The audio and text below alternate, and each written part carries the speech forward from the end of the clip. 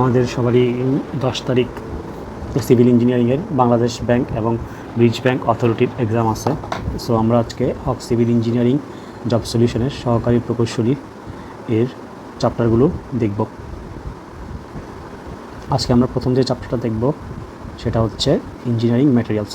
আমরা 1 নম্বর অবজেক্টিভটা দেখি। সেখানে কি বলা হয়েছে যে efflorescence in cement is caused due to the excess of silica, lime, alkalis, iron oxide. উত্তরটি হচ্ছে অ্যালকালাইজ। সিমেন্টের মধ্যে যে ফুলে যাওয়ার যে বিষয়টা সেটা ঘটে বিভিন্ন কারণে, লবণ এবং অ্যালকালাইজের কারণে। 2 নম্বর অবজেক্টিভটা আমরা দেখব the continuous strain which the concrete undergoes due to the application of external load is called creep. Continuously যদি কোনোখানে পীড়ন পড়তে থাকে বা কংক্রিটের চাপ আসতেই থাকে তো সেখানে ক্রিপের সৃষ্টি হয়। Segregation in concrete results in honeycombing, porous layers, surface scaling, all of this. উত্তরটা হবে all of this। কারণ হচ্ছে সেগ্রিগেশনের কারণে এই 3টি ঘটনাই ঘটে থাকে। হানিকম্বিংও হয়, পরস লেয়ারের সৃষ্টি হয় এবং সারফেস স্কেলিং হয়। আর ম্যাক্সিমাম ক্ষেত্রে আপনারা দেখতে পাবেন যে যেখানে অল অফ দিস অপশনটা থাকে বেশিরভাগ ক্ষেত্রে অল অফ দিসটাই উত্তর হয়, কিন্তু সবসময় না। তারপরে এই জিনিসটা আপনারা মাথায় রাখবেন। যদি আপনার মাথায় না আসে যে কোনটা উত্তর হবে, তাহলে অল অফ দিস হওয়ার সম্ভাবনাটা একটু বেশি থাকে। The type of lime used in lime concrete is hydraulic lime. Lime concrete হিসেবে যেটা ব্যবহার করা হয় সেটা হচ্ছে যে হাইড্রোলিক লাইম। 5 নম্বরটা দেখি। The lime concrete has less strength as compare to the cement concrete. Lime কংক্রিটটা মূলত হয় চুনের, সেটার কারণেই এতে স্ট্রেংথ কম পাওয়া যায়। 6 নম্বরটা আমরা দেখব the removal of excess air after placing concrete helps in increasing the strength of concrete by 15 to 20%। Excess air concrete থেকে বের করে দিলে তার শক্তি 15 থেকে 20 ভাগ বেড়ে যায়। এরপর আমরা পরেরটা দেখব the sound absorption coefficient of light weight concrete is nearly twice than that of ordinary concrete. যেটা হচ্ছে যে শব্দ শোষণ করার যে ক্ষমতাটা লাইট ওয়েট কংক্রিটে নর্মাল কংক্রিট থেকে দ্বিগুণ থাকে। 8 নম্বরটা আমরা দেখব the material used as a ingredient of concrete is usually cement, aggregate, water. আমরা সবাই জানি যে সিমেন্টের মূল উপাদানগুলি কংক্রিটের মূল উপাদানগুলি হচ্ছে সিমেন্ট, ওয়াটার, এগ্রিগেট। এগ্রিগেটের মধ্যে হচ্ছে ফাইন এগ্রিগেট, কোর্স এগ্রিগেট। এবার আসি 9 নম্বর অবজেক্টিভে। A suitable admixture added at the time of preparing the concrete makes the concrete waterproof, acid proof, highly strong. তাই উত্তর হবে অল অফ দিস। অ্যাডমিক্সচার মূলত ব্যবহার করা হয় কংক্রিটের যে ক্ষমতাগুলো আছে সবগুলো ক্ষমতাকে বৃদ্ধি করার জন্য এবং একটা ভালো পর্যায়ে নিয়ে আসার জন্য, যাতে সুন্দরভাবে কংক্রিটটা স্ট্রংলিভাবে প্লেসমেন্ট করা যায়। 10 নম্বর অবজেক্টিভ আমরা দেখব the function of aggregate in concrete is to serve as filler. সেটা হচ্ছে আমরা জানি যে এগ্রিগেটগুলো মূলত ফিলার হিসেবে কাজ করে কংক্রিটে, আর বাইন্ডিং ম্যাটেরিয়াল হিসেবে কাজ করে সিমেন্ট, আর পানিটা কাজ করে ওয়েট ম্যাটেরিয়াল হিসেবে, কারণ পানিটা সব কিছুকে ভেজাতে সাহায্য করে। এবার আমরা চলে আসব 11 নম্বর অবজেক্টিভে। এবার দেখতে পারি 11 নম্বরে কী বলা হয়েছে যে calcareous materials used in manufacture of cement consist of. Calcareous ম্যাটেরিয়ালগুলো কী নিয়ে থাকে? Limestone, chalk, shale, all of this. এর উত্তর হবে অল অফ দিস, কারণ ক্যালকুলাস ম্যাটেরিয়ালগুলোতে লাইমস্টোন, চক, শেল সবই থাকে। 12 নম্বর অবজেক্টিভটা আমরা দেখব যে অ্যাগ্রিকাস materials contains dash as their major alumina. Argillaceous ম্যাটেরিয়ালসগুলোতে অ্যালুমিনা থাকবে। The proportion of lime, silica, alumina and iron oxide in good Portland cement should be 63/73। এই রেশিওটা আপনাদের সবাইকে মুখস্থ রাখতে হবে, কারণ এই জিনিসটা সবসময় আসে এবং এটা একটা কনস্ট্যান্ট, তাই রেশিওটা আপনি সরাসরি মুখস্থ রাখবেন। The chemical ingredient of cement which provides quick settling property two the cement হচ্ছে অ্যালুমিনা। কংক্রিটে দ্রুত জমাট বাঁধার কাজটা যেটা করে থাকে সেটা হচ্ছে অ্যালুমিনা। এবার আসি 15 নম্বরে। In order to provide colour, hardness, strength of cement the ingredient use is iron oxide. একটা জিনিস সবসময় মাথায় রাখতে হবে, যখন কালারের কথা আসবে তখন আমরা আয়রন অক্সাইডটাকেই মাথায় রাখবো। After the final grinding of cement in sieve through IS sieve number 9। After the final grinding the cement is sieve through IS sieve number 9। এটা হচ্ছে যে ফাইনাল গ্রাইন্ডিংয়ের পর 9 নম্বর সিভ দিয়ে আমাদের যে এগ্রিগেটগুলো আছে সেগুলো পাস করবে। সো এটা সরাসরি মুখস্থ রাখতে হবে। এবার আসি 17 নম্বর। The breaking up of cohesion in a mass concrete is called segregation. সেগ্রিগেশনের যে সংজ্ঞা আছে সেটা থেকে আমরা বুঝতে পারি যে কংক্রিটের জোড়া লাগার জন্য যে এগ্রিগেটগুলো, সিমেন্টগুলো, পেস্টটা একসাথে থাকাটা হচ্ছে কোহেশন। বাট যখন আমরা উপর থেকে ফেলা হয়, খুব উপর থেকে ফেলা হয়, তাহলে সেটা সেগ্রিগেট হয়ে যায়, ছড়িয়ে যায়, যেটা অবশ্যই খারাপ, এটা কথা বলা আছে। 18 নম্বর আসি, blast furnace slag cement is used for dams, bridge apartments, retaining wall, all of this. Blast ফার্নেসটা হচ্ছে খুবই ভালো মানের সিমেন্ট, তাই সবগুলোতেই ব্যবহার করা হয়। এবার 19 নম্বর আমরা দেখব, the strength of concrete using air entering cement gets reduced by 10 to 15%। যদি কোনো সিমেন্ট এয়ার এন্টারিং হয় তাহলে তার শক্তি প্রায় 10 থেকে 15 ভাগ কমে যায়। Pozzolana is essential in a silicious material containing clay up to 80%। Pozzolana সিমেন্টে চুন থাকে আর মূলত এখানে ক্লে ইউজ করা হয়, সেই ক্লেটা প্রায় 80% পর্যন্ত হতে পারে। 21 নম্বর আসবো, in the manufacture of pozzolana cement the amount of pozzolana material added to ordinary Portland cement clinker is about 30%। Ordinary Portland সিমেন্টে ক্লিঙ্কারের পরিমাণ থাকবে 30 ভাগ। 22 নম্বর দেখব, the degree of grinding of cement is called fineness. আমরা জানি যে আমাদের সিমেন্টের যে ভাঙা হয়, যে এটা একদম গুঁড়ো থাকে, সেটা হচ্ছে যে একদম মিহি দানার মতো হয়, তাই সেটা যে টেস্টটা করা হয় সেটা হচ্ছে fineness modulus test. In Vicat apparatus the diameter of Vicat plunger is, Vicat প্লাঞ্জারের ডায়ামিটার হচ্ছে 10 মিলিমিটার। 24 নম্বরে দেখব, the length of Vicat plunger in Vicat apparatus varies from 40 to 50 millimetre. এগুলো আপনার মুখস্থ বিষয়, আপনি এগুলো একদম মুখস্থ রাখবেন, কারণ এগুলো পরীক্ষা সরাসরি চলে আসে। 25 নম্বর দেখব, the percentage of water for making a cement paste of normal consistency varies from 25 to 35%। পানির যে মাত্রাটা আছে, যে ওয়াটার সিমেন্ট রেশিও, সেটা আসলে 25 থেকে 35%-এর মধ্যেই হয়, কিন্তু কিছু জায়গায় 50 to 60%ও লেখা আছে, তারপর আপনারা নিজস্ব বই দেখে কনফার্ম হয়ে নেবেন। Initial settling time of ordinary Portland cement is 30 minute. এটা আমরা সবাই জানি যে ইনিশিয়াল সেটলিং টাইম সব নর্মাল পোর্টল্যান্ড সিমেন্টে 30 মিনিট হয়। The inert material used for the manufacture of mortals and concrete is aggregate. যে কংক্রিটের যে মূল উপাদানটা হচ্ছে সেটা হচ্ছে এগ্রিগেট, কারণ কংক্রিটের মূল অংশটা জুড়ে, বেশিরভাগ অংশ জুড়ে থাকে যেগুলো পাথর এবং খোয়া, এগুলোই মূলত থাকে, তাই এটা হচ্ছে যে ইনার্ট ম্যাটেরিয়াল হিসেবে ব্যবহৃত হয়। For reinforcement concrete the aggregate used is sand, gravel, cast rock, all of this. কারণ আমরা কংক্রিটে এই 3 ধরনেরই এগ্রিগেট ইউজ করে থাকি। তো জিনিস মাথায় রাখতে হবে যে কংক্রিটের initial settling time 30 minute, final settling time 10 hours, এবং 100% স্ট্রেংথ নিতে হলে 28 দিন সময় লাগে। 29 নম্বর অবজেক্টিভে চলে আসি, for the manufacture of concrete of low density the aggregate used is front clinker, poke bridge, sawdust, all of this. মূলত সবগুলোই ইউজ করা হয় কংক্রিট উৎপাদনের ক্ষেত্রে। The material having particle size varies from 0.002 to 0.06 millimetre is termed as silt. আমরা এই রেশিওটা মনে রাখবো, যে এখানে যে সংখ্যাটা বলা হচ্ছে 0.002 থেকে 0.006 মিলিমিটার, এর নিচে যদি হয় সেটা হবে ক্লে, এবং এর উপরে যদি হয় তাহলে সেটা হবে স্যান্ড। 33 নম্বর অবজেক্টিভে চলে আসবো, an aggregate is used to be kick of an aggregate if its size is more than 75 millimetre. যদি 75 মিলিমিটার থেকে বড় হয়ে যায় তাহলে এগুলো হচ্ছে খুব বড় আকারের এগ্রিগেট, তো সেগুলোকে বলা হয় সাইক্লোপ্লেন। যদি 75 মিলিমিটার পর্যন্ত হয় সেটাকে আমরা কোর্স বলবো। 32 নম্বর আসি, the maximum particle size of course aggregate 75 millimetre. The 33 number, the minimum particle size of fine aggregate 4.75 millimetre. The minimum particle size of course aggregate 4.75 millimetre. এবং 35 নম্বর হচ্ছে যে the minimum particle size of aggregate is 0.075 millimetre. এই সবগুলোই আমরা just এই একটা রেশিওর মাধ্যমে দেখতে পারি। এখানে আপনারা দেখতেছেন 0.075, 4.75, 75 মিলিমিটার। সো যদি 0.075 হয় বা এর নিচে হয় সেগুলো হচ্ছে ক্লে, এবং 0.075 থেকে 4.75 হচ্ছে যে ফাইন এগ্রিগেট, আর 4.75 থেকে 75 মিলিমিটার হচ্ছে কোর্স এগ্রিগেট। তো এই জিনিসগুলো মাথায় রাখলেই হবে, এই রেশিওটা যদি মনে থাকে আপনি সহজে এমসিকিউগুলো আনসার করতে পারবেন। আসুন 36 নম্বরটা দেখি, the aggregate of dash shape have minimum voids, rounded shape. একটা জিনিস আমরা সবসময় বুঝি যে গোলাকার শেপের যে পাথরগুলো থাকে সেগুলো খুব কম জায়গা খালি রাখে, যেমন ভয়েডগুলো কম থাকে, তাহলে গোলগুলো ইউজ করলে হয় কি ওয়ার্কেবিলিটিটা বেশি হয় এবং সিমেন্টও কম লাগে।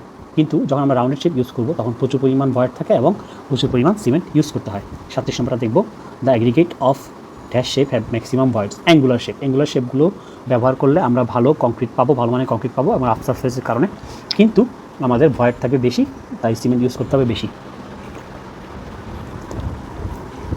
38 নম্বর দেখব, the sum of percentage of all deleterious material in the aggregate shall not exceed 5%। খারাপ যে ম্যাটেরিয়ালগুলো থাকবে আমাদের এগ্রিগেটগুলোর মধ্যে সেটা 5%-এর বেশি হতে পারবে না, 5% বেশি হলে সেটা আমরা ব্যবহার করতে পারবো না। আসুন এবার দেখি 39 নম্বর, the resistance of an aggregate to compressive force is known as crushing value. এগ্রিগেটের যে কম্প্রেসিভ ফোর্সটা থাকে সেটাকে ক্রাশিং ভ্যালু বলা হয়, এটা আমরা সংখ্যা থেকে জানতে পারি। আসুন এবার 40 নম্বরটা আমরা দেখি, সেটা হচ্ছে the resistance of an aggregate two where is known as aversion value. Aversion value যেটা বলা হয় সেটা হচ্ছে ওয়ারিংয়ের যে ক্ষমতাটা, এটা আমরা মুখস্থ রাখবো এবং সংখ্যা থেকে জানতে পারি। 41 নম্বর হচ্ছে the resistance of an aggregate to the effect of hydration of cement and weather is called soundness. সাউন্ডনেসটা হচ্ছে যে আমরা যে পানির সাথে এর কোনো বিক্রিয়া হচ্ছে কিনা বা পরিবেশের সাপেক্ষে এটা কোনো ধরনের ক্ষতির সম্মুখীন হচ্ছে কিনা এগ্রিগেটটা, সেটা দেখার জন্য আমরা সাউন্ডনেস টেস্ট করে থাকি। হুইচ 42 নম্বর দেখবো, with the moisture content of 5 to 10% by weight the bulking of sand is increase by 50%। Around 5 আপনি 10 গুণ বেড়ে যায়। যেমন আপনার ময়েশ্চার কন্টেন্ট যদি 5% হয়, 10 গুণ হচ্ছে 50%, মানে বাল্কিং অফ স্যান্ড আসলে 50% প্রায় বেড়ে যায়। 43 নম্বরটা দেখবো, when the sand is fully saturated its volume is equal to the volume of dry and loose sand. এটা একদম সূত্র থেকে আসছে, আপনি সংখ্যা থেকে পেয়ে যাবেন। 44 নম্বর হচ্ছে the ratio of the volume of moist sand to the volume of dry sand is known as bulking factor. এটা আমরা সংখ্যা থেকে সরাসরি জানতে পারি। The value of fineness modulus of fine sand may range between 2.2 to 2.6। এই এমসিকিউটা খুব বেশি ইম্পর্ট্যান্ট এবং অনেকবার পরীক্ষাতে আসছে, সো আমরা সবাই এই জিনিসটা খেয়াল রাখবো। If the fineness modulus of sand is 3 then the sand is graded as coarse sand. যদি FM এর মানটি 3 হয় বা এর বেশি হয় তাহলে আমরা বুঝবো এটা কোর্স স্যান্ড, এবং 2.2 থেকে 2.6 হলে আমরা বুঝবো যে এটা হচ্ছে ফাইন স্যান্ড। তো এই জিনিসটা আমরা সবার মাথায় রাখবো। 47 নম্বর দেখবো, the standard sand now used in India is obtained from Ennore Chennai. বাংলাদেশে যেটা ব্যবহার করা সেটা হচ্ছে সিলেটের ভোলাগঞ্জের সিলেটের মাটিটা ব্যবহার করা হয় এবং কক্সবাজারের মাটিটা ব্যবহার করা হয়, সেটা আমরা মাথায় রাখবো, তাইলেই হবে। 48 নম্বর হচ্ছে the rule of water cement ratio was established by Duff Abrams. Duff Abrams হচ্ছে এমন একজন মানুষ যিনি যে সিমেন্টের মধ্যে ওয়াটার সিমেন্ট রেশিও, কংক্রিটের রেশিওটা সে আবিষ্কার করেন এবং একটা রেশিও বের করে দেখান যে এই রেশিওটা হলেই মূলত সিমেন্টের ভালো শক্তি হয়। এবার আমরা 50 নম্বরে, the concrete mix is said to be workable if it has compressibility, mobility, stability, all of this. এটা আমাদের মাথায় রাখতে হবে যে এই সবগুলো গুণই ওয়ার্কেবল কংক্রিট মিক্সে থাকে। এবং আরেকটা বিষয় হচ্ছে যে যদি আইবি এক্সাম নেয় তাহলে 5টা অপশন থাকে, 5টা অপশন থাকলে সেখানে আপনার কনফিউজ হওয়ার সম্ভাবনা অনেক বেশি। তারপর আপনি এই অপশনগুলো মাথায় রাখবেন যাতে দ্রুত সময় আপনি বুঝতে পারেন যে সঠিক উত্তর কোনটি। এবার আসবে 50 নম্বর, for the removal of workability of concrete the shape of aggregate recommend is round. এটা আমরা আগেও আলোচনা করছি যে ওয়ার্কেবিলিটি বেশি যদি আমাদের প্রয়োজন হয় তাহলে আমরা রাউন্ডেড পাথরগুলো বেশি ব্যবহার করব, কারণ সেটা হচ্ছে আপনার খুব ভালো ওয়ার্কেবিলিটি দেয়, কারণ ভয়েড কম থাকে এবং সিমেন্ট কম লাগে সে কারণে। The workability of concrete can be improve by adding alumina, hydraulic lime, fly ash, calcium chloride, all of this. কংক্রিটের ওয়ার্কেবিলিটি বাড়ানোর জন্য আমরা এই 3টা জিনিস ইউজ করতে পারি, তাই উত্তরটা হবে অল অফ দিস। 52 নম্বর দেখব, the steel mould used in slump test is in the form of frustum of cone. এটা আমরা জানি কোন টেস্টের কারণে, এটা আমরা পরীক্ষাটা আপনারা দেখলেই বুঝতে পারবেন যে এরকম কোন আকৃতির একটা কোণ থাকে যেটাতে আমরা একটা উপরে 20 লম্বায় এরকম একটা রেশিও থাকে, ওই রেশিওতে আমরা করি। For high degree of workability the slump value should between 25 to 50 millimetre. যদি আমাদের স্লাম টেস্টের ভ্যালুটা 25 থেকে 50 মিলিমিটারের মধ্যে থাকে তাহলে হচ্ছে যে আমরা ভালো ওয়ার্কেবিলিটি পেয়ে থাকি। For the high degree of workability the compaction factor 0.95। ওয়ার্কেবিলিটির জন্য কম্প্যাকশন ফ্যাক্টরটা 0.95 হতেই হবে, এটা সবসময় মাথায় রাখতে হবে। এবং এগুলো একটা মুখস্থ ভ্যালু, আপনি এমসিকিউর জন্য সরাসরি এগুলো মুখস্থ রাখবেন। তাছাড়া আপনি কুর্মির বইটা পড়তে পারেন, কুর্মির বইতে বিস্তারিত লেখা আছে এবং এমসিকিউগুলো দেওয়া আছে, ব্যাখ্যাটা অবশ্য দেওয়া নেই, তাই আমরা চেষ্টা করছি একটু বুঝিয়ে বলার জন্য। 55 নম্বরটা দেখব, the workability of concrete slump test is expressed as millimetre. মূলত হচ্ছে স্লাম টেস্টটা করা হয় যে হাইটটা কতটুকু কমলো বা বাড়লো সেটার উপর, তাই যখন যে হাইটটা কমে সেটা আমরা মিলিমিটারে প্রকাশ করি বা মিটারে প্রকাশ করি বা সেন্টিমিটার প্রকাশ করি, মূলত এটা হচ্ছে একটা হাইট, তাই এটা মিলিমিটার হবে উত্তর। আসুন 56 নম্বরটা দেখি, the slump test of concrete is used to measure its consistency. Slump টেস্টটা দ্বারা মূলত যে কংক্রিটের যে ঘনত্বটা আছে সেটা প্রকাশ করা হয়। ঘনত্ব বেশি হলে স্লাম্প টেস্টটা কম হবে, ঘনত্ব কম হলে স্লাম্প টেস্ট বেশি হবে, এবং যদি ঘনত্ব মাঝামাঝি হয় যেটা আমাদের ডিজায়ার সেটা হলে ভালো হবে স্লাম্পটা, তা আমরা এটা ইউজ করতে পারবো। 57 নম্বর দেখি, if the slump of the concrete is 70 millimeter, its workability is considered to be medium. 8 নম্বর দেখবো, compaction factor of 0.88 indicates the workability of the concrete mix is medium. যদি 95 হয় তাহলে আমরা বুঝবো যে সেটা হচ্ছে একদমই হাই লেভেল অফ ওয়ার্কেবিলিটি, আর যদি হয় 0.88 তাহলে আমরা বুঝবো সেটা মিডিয়াম লেভেল অফ ওয়ার্কেবিলিটি। 59 নম্বরটা, যে মোর water should not be added the concrete mix as to increase water cement ratio. অনেক সময় হয় কি যে ওয়ার্কেবিলিটি কম পাওয়া যাচ্ছে, আমরা পানি মিশিয়ে দিই, পানি মিশিয়ে দিলে কিন্তু ওয়াটার সিমেন্ট রেশিওটা নষ্ট হয়ে যায় এবং কংক্রিট মিক্সটাও মূলত দুর্বল হয়ে যায়। তাই কখনো এরকম করা যাবে না যে আমরা ওয়ার্কেবিলিটি পাচ্ছি না, আমরা পানি মিশিয়ে দিলাম। 7 নম্বর দেখব, the concrete mixes are designed into 7 grades. এটা সরাসরি মুখস্থ রাখতে হবে। Which of the following grade is not recommended by Indian service 456 1978। এটা হচ্ছে M55। M55টা রিকমেন্ডেড করা হয় না, এটা আসলে খুবই উইক এই কারণে। 62 নম্বর হচ্ছে, the test conducted in the laboratory on the specimen made out of trial concrete mix is called preliminary test. আমরা যে প্রিলিমিনারি টেস্টটা করি সেটা হচ্ছে স্পেসিমেনগুলোকে ট্রায়াল কংক্রিট মিক্স নিয়ে পরীক্ষাটা করি। 63 নম্বর হচ্ছে, the moulding the test specimen of trial mix the placed at the temperature of 27 degree ±2 degree. আমাদের এই টেম্পারেচারটা মাথায় রাখতে হবে যে আমাদের বাংলাদেশের ক্ষেত্রে যে 27 ডিগ্রিটা হচ্ছে নর্মাল টেম্পারেচার বা গড় টেম্পারেচার থাকে বেশিরভাগ সময় শীতকাল বাদে। তো 27 ডিগ্রি ±2 ডিগ্রিটা আমাদের জন্য হচ্ছে নর্মাল টেম্পারেচার, এই টেম্পারেচারটায় পরীক্ষাগুলো করা হয়। 64 নম্বর দেখবো, the preliminary test, the concrete is placed in the mould in 3 layers equal to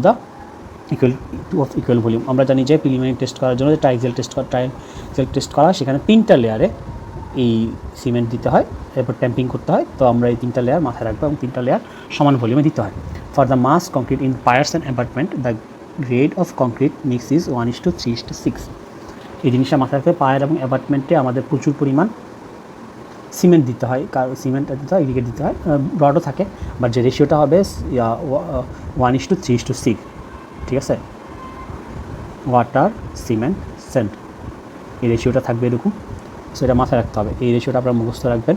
R for highly loaded column, যদি খুব বেশি হাইলি লোডেড কলাম হয় তা কংক্রিট মিক্স প্রপোর্শন হবে 1:1:2, কারণ এখানে সিমেন্ট এবং স্যান্ডের সিমেন্ট হবে 1 এবং স্যান্ড হবে 2, ঠিক আছে। লাস্টে যে দেখা যাচ্ছে 1:1:2, কারণ আমাদের খুব শক্তিশালী, খুব স্ট্রং লোড বেয়ারিং পায়ার লাগবে, যার কারণে আমরা এত বেশি নিব।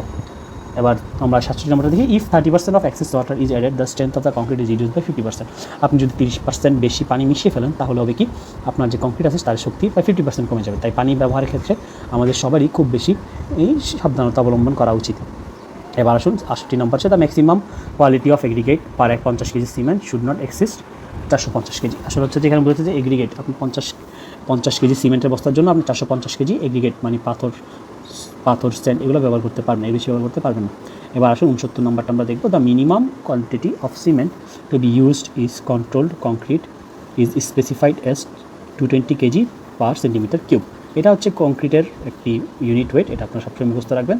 The ordinary concrete is not used for M40 grade of concrete mix. M40 গ্রেডটা হচ্ছে একটু হায়ার গ্রেড, তো এটা সাধারণ কংক্রিটের কাজে ব্যবহার করা হয় না। 71 নম্বর দেখবো, the number of bags of cement required per metre cube of 1:2:6 concrete will be approximately 5 to 6। আপনি এটা অঙ্ক করবেন, অঙ্ক করলেই খুব সহজেই রেশিওটা থেকে আপনি বের করে ফেলতে পারবেন। এখানে দেখুন কিছুটা করা আছে, তারপরও আপনার চেষ্টা করবেন নিজেরা বের করার জন্য। 72 নম্বর হচ্ছে, the importance of batching is to obtain strength, workability, durability, all of this. আমরা জানি যে যখন আমরা সিমেন্টের বস্তাগুলো নিয়ে আসি তখন ব্যাচিং করতে হয় বা আলাদা আলাদা করতে হয় সব কিছু। সো এটা করার মাধ্যমে আমরা আসলে এনশিওর করি যে স্ট্রেংথ, ওয়ার্কেবিলিটি এবং ডিউরেবিলিটিটা পাওয়া যাচ্ছে। 73 নম্বর দেখবো, the concreting of tunnel lining, the concrete is transported by pump. যখন আমরা টানেল লাইনিং করা হয় মাটির নিচে, তখন আসলে মূলত পাম্পের দ্বারা পাইপের দ্বারা এখানে আমরা কংক্রিটটা পৌঁছাই, সরাসরি পৌঁছানো সম্ভব হয় না, সেই জন্য। 74 নম্বর দেবো, the concrete can be lifted by pumps to a maximum vertical distance of 40 metre. আমরা যখন পাম্প দ্বারা কংক্রিট তুলব তখন 40 মিটার বেশি কখনোই তোলা সম্ভব হয় না। The diameter of the pipe line used in the transportation of concrete by pumps should not be exceed 30 centimetre. আমরা যে পাম্প ইউজ করবো তার পাইপটার ডায়ামিটার 15 ইঞ্চির বেশি হবে না। বা তারপর হচ্ছে যে 76 নম্বরটা হচ্ছে to prevent segregation the concrete should not be thrown from a height of more than 1 metre. আমরা মূলত হচ্ছে যে সেগ্রিগেশনটা প্রিভেন্ট করার জন্য আমাদের অনেক সময় দেখা যায় লেবাররা মাথার উপর থেকেই কংক্রিটটা ফেলে দেয়, তাই না হয় কি সেগ্রিগেশন হয়। সেগ্রিগেশনটা অ্যালাউ করার জন্য আমরা আসলে 1 মিটারের বেশি উপর থেকে কংক্রিটটা ফেলতে পারবো না, আমরা এভাবেই প্রায় 1 মিটার নিচে বা কোমরের কাছে এনে লেবারদের ফেলতে হবে, তাইলে হচ্ছে কি আমাদের জন্য জিনিসটা ভালো হবে এবং সেগ্রিগেশন হবে না। 7 নম্বর দেখো the process of consolidating concrete mix after placing it in the position is term is compacting. আমরা জানি কম্প্যাক্টিংয়ের মাধ্যমে সিমেন্টটাকে একদম সুন্দরভাবে কম্প্যাক্ট করা হয় যাতে কোথাও ভয়েড থাকে না, আমরা ভাইব্রেটর ইউজ করি এবং একদম ফুললি কম্প্যাক্ট করি। 78 নম্বর দেখো the final operation of finishing a concrete surface is called trowelling. Trowelling দ্বারা আমার বোঝাচ্ছে যে আমরা ঘষা মাজা করে যখন একদম কংক্রিটটা স্কাফোল্ডিং খোলা হয়, সব কিছু খুলে ফেলা হয়, তারপর আমরা একদম ঘষের মধ্যে একদম প্লেন করে ফেলি সারফেসটাকে, যাতে ভবিষ্যতে আমাদের রং করা এবং টাইলস বসাতে সুবিধা হয়। 79 নম্বরটা দেখবো after the curing of 28 days the concrete gains strength up to 100%। মূলত হচ্ছে 28 দিন চলে গেলে প্রায় 100%-এর মতো শক্তি স্ট্রেংথ গেইন করে ফেলে কংক্রিট এবং এরপর থেকে সে স্ট্রেংথ গেইন করতেই থাকে। Proper curing of cement concrete is good for volume of stability strength wear resistance all of this. সুতরাং হচ্ছে যে প্রপার কিউরিং করলে আমরা কংক্রিটের ভলিউম স্টেবিলিটিও বাড়ে, শক্তিও বাড়ে এবং পানির রোধী যে ক্ষমতাটা সেটাও বাড়ে। 81 নম্বর দেখবো under normal circumstances the beam soffits may be open after 7 days। আমাদের যে বিমটা থাকে, বিমটা হচ্ছে একদম একটা হরাইজন্টাল মেম্বার, তাই বিমটা আমাদের খুব দেরিতে খুলতে হয়, তাই আমরা প্রায় 7 দিন পরে বিমের যে স্কাফোল্ডিংগুলো আছে, যে খোলসগুলো আছে সেগুলো খুলবো। আর vertical slides of columns may be stripped after 1 to 10 days, কারণ হচ্ছে কলাম একটা ভার্টিক্যাল মেম্বার, সো এটা খুব সহজে আপনি 1 থেকে 2 দিন পর ঢালাই দেওয়ার 2 দিন পরে খুলে ফেলতে পারেন। 83 নম্বরটা দেখবো the construction of joints are generally provide in the concrete loads retaining walls lining tunnel. মানে হচ্ছে যে 3টা জায়গায় রোডসও দেওয়া হয়, রিটেনিং ওয়ালও দেওয়া হয়, লাইনিং অফ টানেলও আমরা জেনারেলি প্রোভাইড করি construction joint. The most useless aggregate whose surfaces texture is glossy. কিছু কিছু পাথর আছে খুব চকচক করে, যেগুলো আমরা ধরেন একুরিয়ামে ব্যবহার করি, ওইসব পাথর দিয়ে আসলে কখনোই কোনো ধরনের কনস্ট্রাকশন কাজ ইউজ করা যায় না, গ্লসি থাকে, সেগুলো একদম ইউজলেস। 85 নম্বর দেবো the bulk density of concrete bulk density of aggregate depends upon shape grading compaction. আসলে বাল্ক ডেন্সিটিটা এই 3টা ফ্যাক্টরের উপর নির্ভর করে, তাই অপশনটা হবে all of this. A twisted bar has 50% more than ordinary mild steel bar. আসলে জিনিস হচ্ছে কি, টুইস্টেড বার হইলে নর্মালি যদি প্লেন স্টিল বার হয় তার থেকে তার স্ট্রেংথটা অনেক বেশি বেড়ে যায়, কারণ সেখানে রাফ সারফেস তৈরি হয় এবং বন্ডিংটা ভালো হয়, তাই এটা আনসার হবে 50%। 87 নম্বর এবং লাস্ট অবজেক্টিভে দেখবো normally the tensile strength of concrete is about dash of its compressive strength. Normally tensile স্ট্রেংথটা কম হয়, মূলত কংক্রিটটা সবসময় কম্প্রেসিভ স্ট্রেংথ নেয়, টেন্সাইল স্ট্রেংথ নেওয়ার জন্য আমরা তাতে রিইনফোর্সমেন্ট ইউজ করি, তাই মূলত কংক্রিটের যে কম্প্রেসিভ স্ট্রেংথটা আছে সেটার তুলনায় টেন্সাইল স্ট্রেংথটা বলতে গেলে প্রায় 10 to 15%, মানে খুবই নগণ্য। আশা করি এগুলো আপনাদের কাজে লাগবে এবং ভবিষ্যতে আরও কিছু MCQ সলিউশন এভাবে বলে দেওয়ার চেষ্টা হবে, আরও ইনফরমেটিভ হবে। সো আপনারা পড়াশোনা চালিয়ে যান, 10 তারিখ পরীক্ষা। সবাইকে ধন্যবাদ।